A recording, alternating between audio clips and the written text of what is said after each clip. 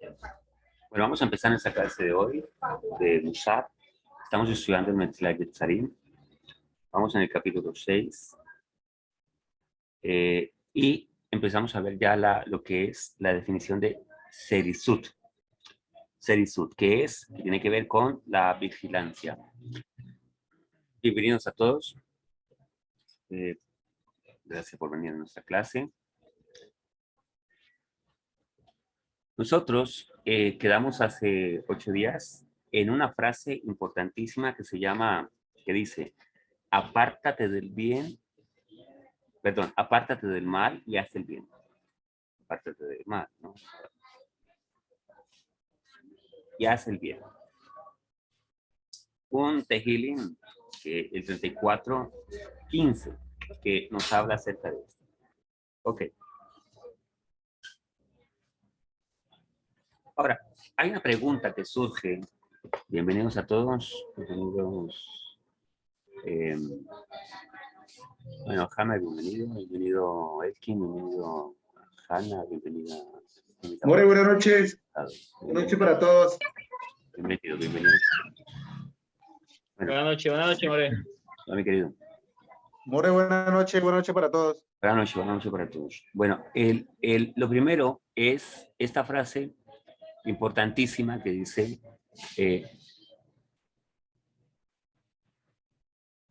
apártate del mal y haz el bien. Un momento.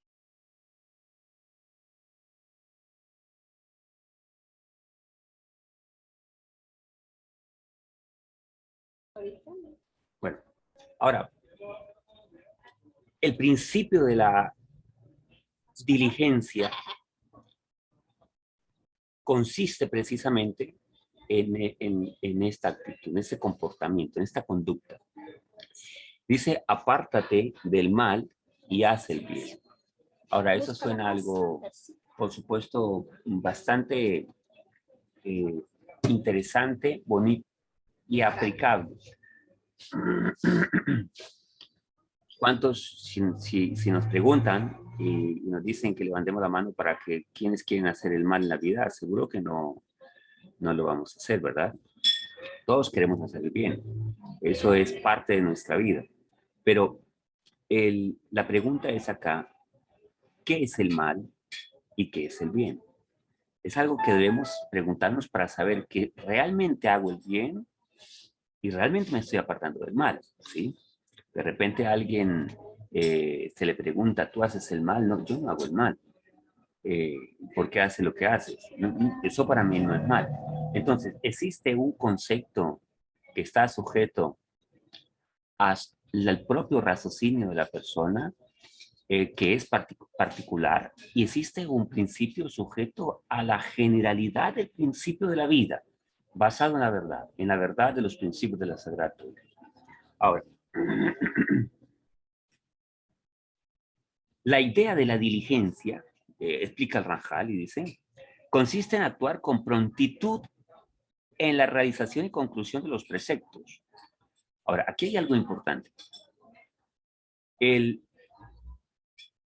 Primero que todo, para saber qué es el mal, tengo que conocer primero el bien. Y no hay más bien sino las instrucciones que Dios nos dio en la Torá. Pues, por ejemplo, como tal vez en otros momentos hemos colocado este ejemplo, si alguien está trabajando en una empresa y quiere saber hasta dónde van sus facultades, su comportamiento, sus responsabilidades, debe saber cuáles son las que tiene, ¿verdad?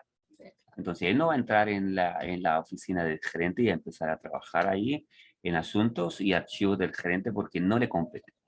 Tiene que estar en su posición. Para eso tiene que conocer sus instrucciones, conocer sus reglas. El manual que Hakadosh Baruj Hu nos dio en la vida es las instrucciones de la Torah para judíos y para no judíos. Conociendo exactamente esas instrucciones, entonces puedo decir, eso está bien, eso no está bien. De resto, está sujeto al propio sentir de la persona, al propio imaginativo de cada persona, a cada imaginativo de cada persona. Un poquito de agua. Ahora, hagamos un pequeño break para poder explicar algo que también sucede en las relaciones de pareja. Las parejas, las entidades, bueno, las parejas, hablando de parejas, lo que se llame pareja, sea parejas matrimoniales, parejas de empresarios, parejas de amigos, etc. Cuando las personas se unen para hacer algo, siempre dicen vamos a hacer tal emprendimiento. Vamos, el emprendimiento familiar, por ejemplo. Vamos a casarnos o vamos a hacer un emprendimiento eh, eh, de algún negocio. La pregunta es, ¿cuáles son nuestras reglas? ¿En qué vamos a estar de acuerdo? ¿O en qué nos vamos a poner de acuerdo? Entonces, ¿cómo se juntan las parejas sentimentales? En lo que el concepto que el hombre tenga de la vida y el concepto que ella tenga de la vida. Vamos a hacer un negocio y entonces, ¿cómo vamos a hacer en base a nuestro comportamiento en cuanto al manejo del dinero? Y no me refiero a la contabilidad, sino a la honestidad que hay que manejar en ciertas circunstancias. Depende del concepto que él tenga de la vida, de lo que es honestidad y el concepto que el otro tenga de honestidad. Entonces, cada persona es un mundo que trae un mundo construido o destruido. Depende. Y cuando ese mundo está construido en pilares y bases firmes, que son principios eternos, entonces no hay necesidad de ponerse de acuerdo. Por ejemplo, hablemos de a nivel de nuestro pueblo yehudí. Una pareja de esposos de repente entran en un periodo de nida, por ejemplo. Entonces las parejas nos separamos.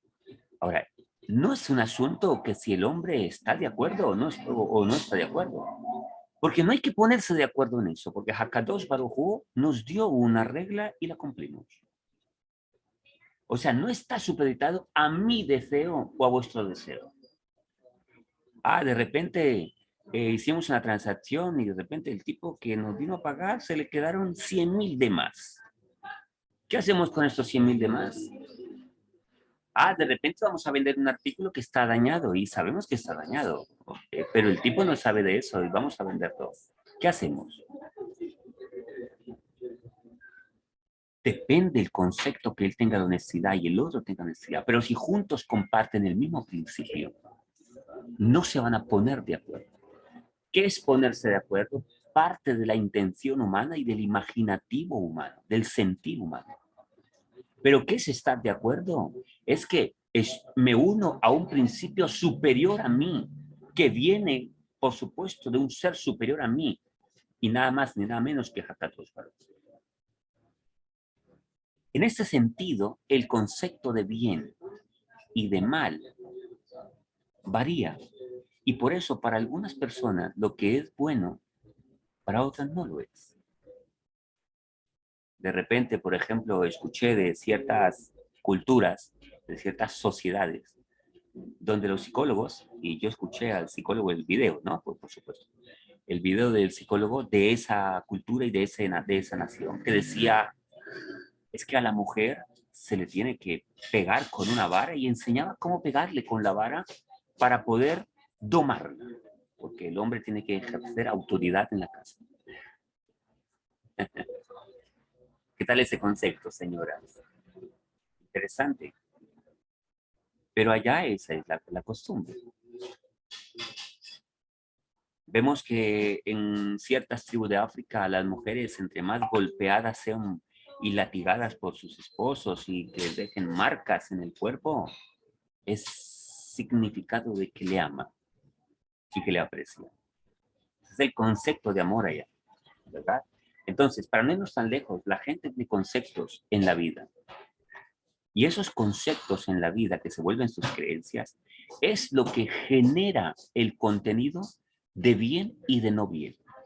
Entonces, cuando una persona tiene el propósito de decir, aléjate del mal y haz el bien, entra en una dicotomía Porque la gente piensa que hace el bien.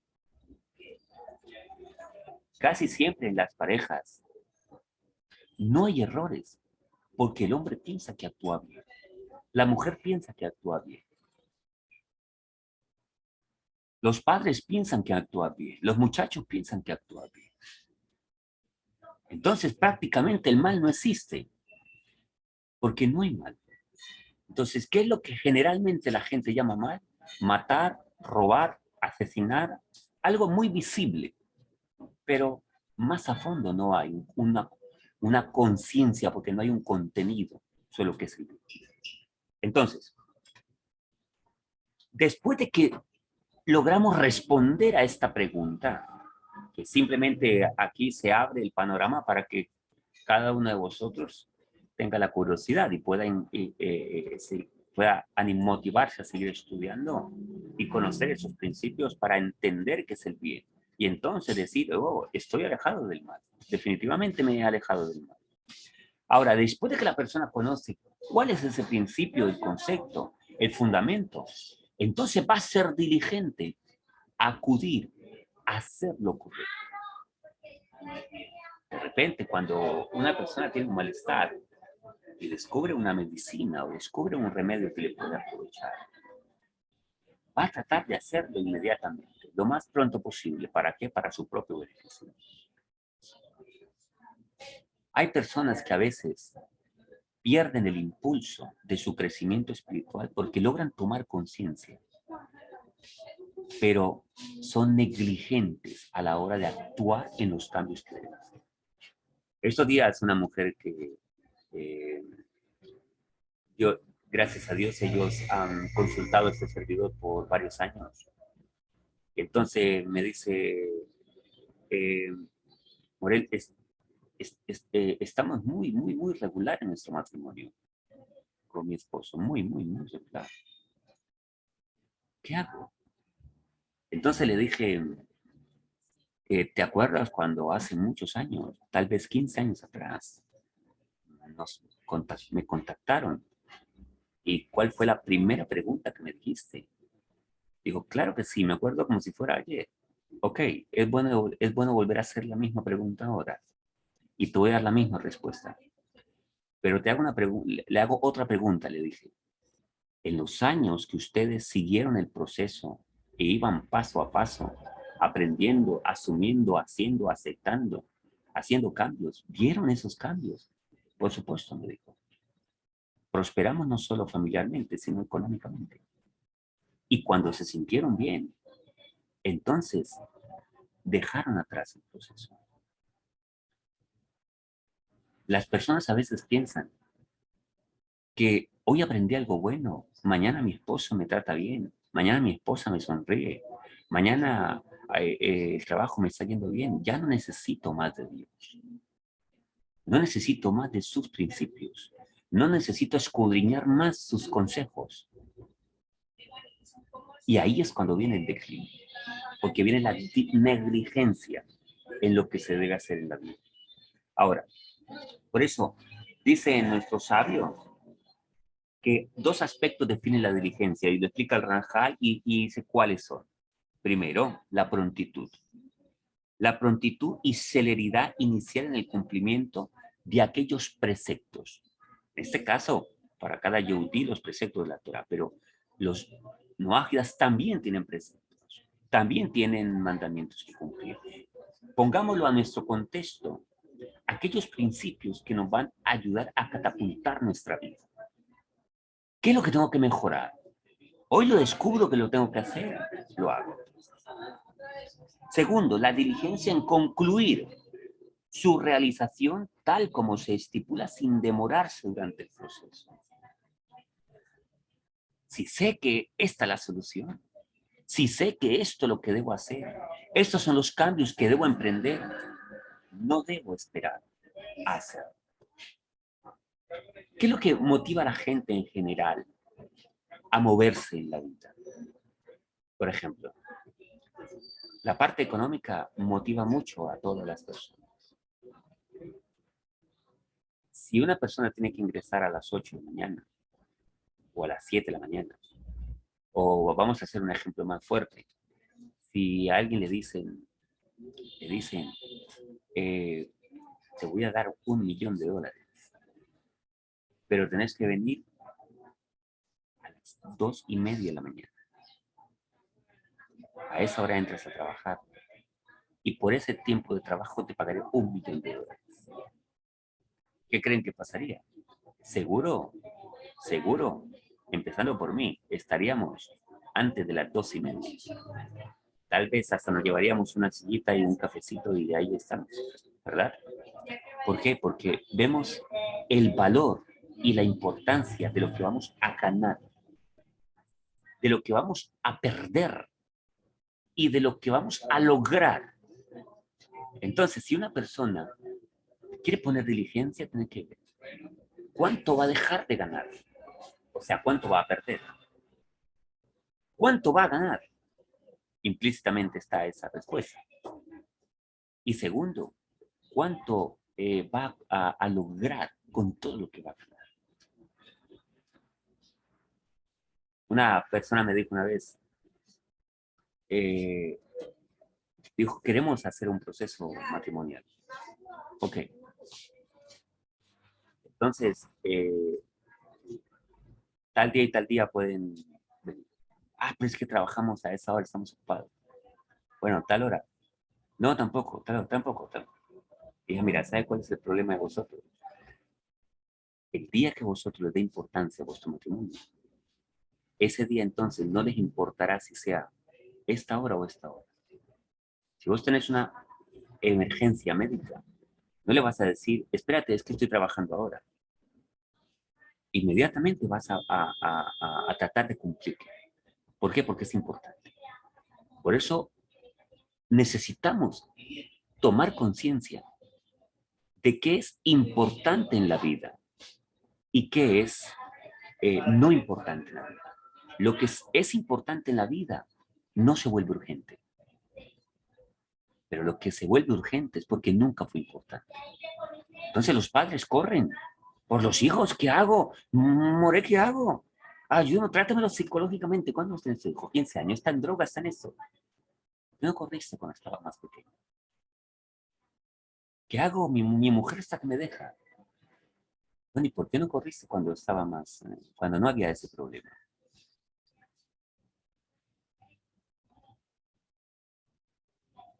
Necesitamos aprender a dar importancia para poder que las cosas no se vuelvan urgentes. Entonces lo que dice aquí el Ranjal, ser diligentes en cumplir algo y ser diligente en concluirlo. Si yo sé que es lo que tengo que hacer, es lo que tengo que hacer. Ok. Los sabios expresan esa misma idea cuando dijeron, nuestros jajamín dijeron, los diligentes se anticipan en cumplir los preceptos. Eso está en el Tratado de Pesajín 4a. Dice, los diligentes se anticipan. Los inteligentes se anticipan. Ahora, ¿qué es un inteligente? Vean las dos definiciones que hay acá. Acá hay una palabra en hebreo que es pirjit, o pikehut, en acento sefaradí. Dice, y previsión, inteligencia y previsión. El que es inteligente se anticipa y previene. Ahora, previsión, aquí también utilizo una palabra que se llama hashkafa. Hashkafa también se puede traducir como filosofía, como forma de pensar, pero el Israel también lo trae como visión hacia el futuro. O sea, me anticipo adelantándome. ¿Quién es el sabio? El que se adelanta a los hechos y previene las cosas. A ver, hay un ejemplo sencillo y lógico que le hemos puesto en otra ocasión y es el siguiente. Si tomamos un vehículo o lo prendemos y vamos a cierta distancia, por lógica sabemos que después de cierto tiempo ya no va a haber más gasolina y va a mermarse la gasolina. Eso lo sabemos por lógica. Si nadie se sorprende que de repente paramos en una gasolinería y estamos tanqueando y alguien le pregunta, oye, ¿y vos qué haces? ¿Por qué? Qué raro, ¿por qué tanqueas? Nadie va a preguntar eso. La gente es lógico que va a tener que tanquear porque tiene que llegar a un cierto destino. Y de repente tanquea porque le falta para llegar a ese destino. Así es la vida matrimonial, así es la vida personal, así es la vida laboral, así es todo en la vida. Un niño tiene cierta capacidad de inteligencia, ciertas motivaciones, cierto conocimiento, pero ese conocimiento no le sirve para ser adolescente. Es parte de ese conocimiento que él necesita para ser adolescente, pero no es el todo. El cuerpo necesita alimentos. El alma necesita conocimiento divino, instrucciones divinas, para hacer de nuestra mente una mente que pueda conectar con la realidad, la metziut, la realidad, y puede poder ver la realidad, interpretarla correctamente. Esto que Ranjal acá llama eh, inteligencia y previsión. Lo primero implica analizar la situación, poder aprender a pensar, a no ser un shoter, un tonto. Analizar bien en la vida. Uno tiene que evitar ser tonto en la vida. Uno todavía tiene tonterías. Yo a veces digo y me pregunto, ¿qué tontería es que yo piense de esa manera? ¿Qué tontería que actúo de esa manera? ¿Qué inmadurez? ¿Eh? Tontería va ligada con la ignorancia. Ver la realidad, saber interpretar la realidad, es un privilegio que Hakadosh Baruj Hu da como consecuencia de querer caminar en sus caminos, temerle a Él y seguirlo a Él. Ahora, eso es lo que se llama inteligencia, analizar las situaciones en la vida con inteligencia, lucidez, como alguien que observa claramente lo que ocurre. Esa es la palabra pikeach o pikehut. Implica capacidad de mirar las cosas con lucidez y claridad. Lo segundo, que es prevención,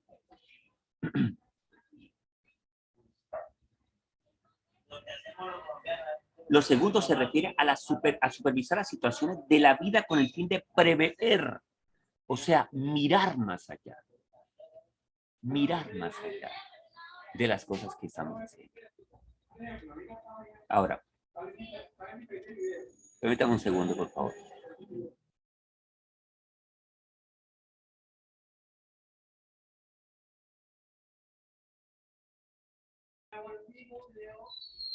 Significa mirar hacia el futuro, mirar hacia adelante. Cuando una pareja de matrimonio, cuando los hijos se va supervisando, así como el empresario que dice, oh, la bolsa se va a poner así y él se prepara para enfrentar las situaciones. Una empresa que va a la vanguardia, una familia que va cada día adelantándose a los problemas que están pasando en la sociedad y cómo nos equipamos para enfrentar esas circunstancias. Fíjense, por ejemplo, en esta época, la situación de la pandemia, cómo afectó a las familias, cómo generó que las familias tuviesen diferentes circunstancias psicológicas que empezaron a verse por causa del encierro que fueron sometidos. Y entonces las parejas no estaban preparadas emocional y psicológicamente para eso. Deberían estar, pero eso muestra las deficiencias y los vacíos que tenían las parejas, que por causa del corre-corre para aquí, para allá, no lo van a captar. ¿Por qué? Porque están distraídos y porque le han dado importancia a algo que no es importante. Es importante, pero no es lo fundamental en la vida. Entonces, cuando se encuentran con lo fundamental, es cuando se confrontan con el vacío que hay. Esto es lo que es inteligencia y lo que es Haskafá, la prevención hacia el futuro. Ahora, eso implica que nosotros tenemos que desarrollar algo que se llama una diligencia en la vida. Nosotros tenemos que ser diligentes en la vida. Ahora, la razón de esto es que así como se precisa de mucha inteligencia y previsión, así dice Ranjal, lo trae acá, para salvarse las trampas de la inclinación personal y escapar del mal para que no nos domine ni se mezcle en nuestros actos. También se precisa de mucha inteligencia y previsión para aferrarse de forma segura a los preceptos, a los principios divinos y no permitir que se pierda la oportunidad. Entonces, así como una persona necesita a nivel personal, a nivel personal, escaparse de sus propias inclinaciones, necesita esa inteligencia para aferrarse a lo correcto. Como dice el principio del Tehillim que leímos hace un rato, Tehillim 34:15 dice, apártate del mal y haz el bien. Solo cuando uno puede apartarse del mal, puede hacer el bien. Ahora, pero esto, apartarse y aferrarse, en otras palabras, al bien, igual requiere la misma diligencia. La misma diligencia para hacer, requiere la misma diligencia para hacer un bien.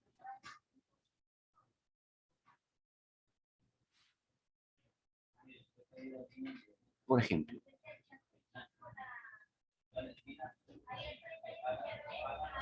muchas parejas confunden amor con dependencia emocional. Es que yo amo a mi pareja, amo a mi esposo, amo a mi esposa. Pero hay una dependencia emocional. La mayoría de jovencitos hoy en día tienen esto, inclusive muchas parejas grandes también. Dependencia emocional. Los vicios son, la raíz de los vicios son dependencia emocional. Por eso es sumisión. ¿Cómo hacer para que no se mezcle? Y entonces la persona empieza a confundir que tener celos, dominio, ser dictador, machista o una mujer eh, vulgar es ser mujer, es ser hombre. Maltratar es ser serio. Es que yo soy de carácter, entonces por eso golpea, confunde una cosa con la otra. ¿Cómo lograr para no mezclar eso? Primero tiene que ver con el crecimiento personal. Cuando una persona trabaja en sí misma, trabaja en su propia vida, experimenta lo que es enfrentarse a su propia vida, a sus faltantes, a sus falencias, a sus vacíos, a sus fortalezas también. Empieza a tener algo que se llama sentido de humanidad. Por ejemplo, si hay un muchacho ricachón y este no comprende a alguien que tiene necesidades, ¿cuándo él viene a comprenderlas? Seguramente cuando está en necesidad. De repente un día pasó hambre y entonces comprende qué es lo que vive esa gente. Y entonces la próxima perspectiva que él va a tener de ellos no va a ser la misma. O sea, tiene que experimentar, en otras palabras, dentro de él mismo, unas sensaciones que le hagan cambiar de conciencia, mejorar en su conciencia, elevarse en su conciencia, tener otra perspectiva de la vida diferente a su mundo. Cómo el hombre y la mujer pueden tener una perspectiva diferente.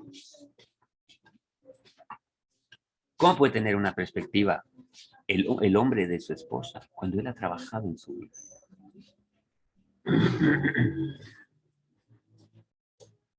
¿Cómo hace un psicólogo para poder tratar las mentes de las personas? Cuando estaba en la universidad y que gracias a Dios me fue muy bien,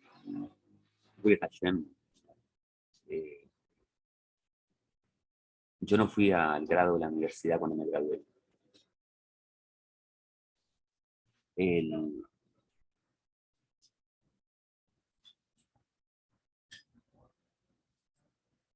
Fue un Shabbat. Y unas compañeras me preguntaron sobre cómo hacer mejor la psicología. Dije, mira, la, el laboratorio es uno mismo.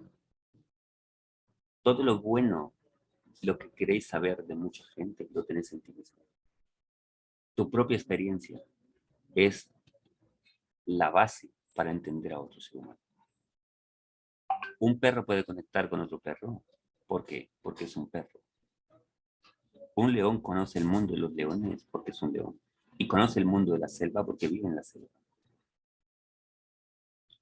Cuando uno trabaja con uno mismo, entonces podemos de una u otra manera saber entender y conectar con otro ser humano. En este caso, con la esposa, con los hijos, con las personas, en la empresa, etcétera, etcétera. Pero se debe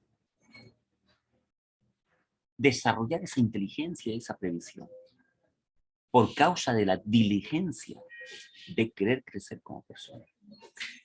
Esas conferencias que nosotros tenemos, esas clases que nosotros tenemos, son para motivarnos a crecer, son para motivarnos a que podamos desarrollar la actitud para iniciar o para avanzar, para seguir avanzando.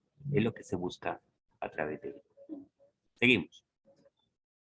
Pues así como por medio de las diversas estratagemas, la inclinación negativa intenta provocar en el ser humano caída en las redes del error, así también el Carvajal se esfuerza por impedirle la realización de preceptos, de principios divinos, haciéndole perder la oportunidad de cumplirlos. Y si la persona afloja y actúa con pereza, negligencia, en vez de actuar con fuerza para buscarlos y aferrarse a ellos, sin duda alguna que se quedará despojado y vacío de ellos.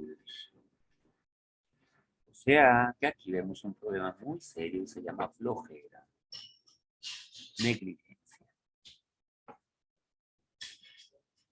Mucha gente es muy floja para la vida espiritual, porque piensa que la vida espiritual es ir a un sitio y cumplir ritos. Piensan que eso es lo que es. Ahora, ¿será que la gente es floja para el trabajo? Yo sí creo que ninguno de vosotros es flojo para el trabajo. Yo nunca tuve problemas en mi institución porque o algún memorando por irresponsabilidad. Nunca. En 15 años. En 15 años. De hecho, Dios me otorgó reconocimientos como docente. Y un rector de un colegio que es asesor me Hakadosh Baruj Hu, a través de este hombre, en uno de los grados me tituló y me dijo: el profesor David es el maestro de maestros. Después de muchos años.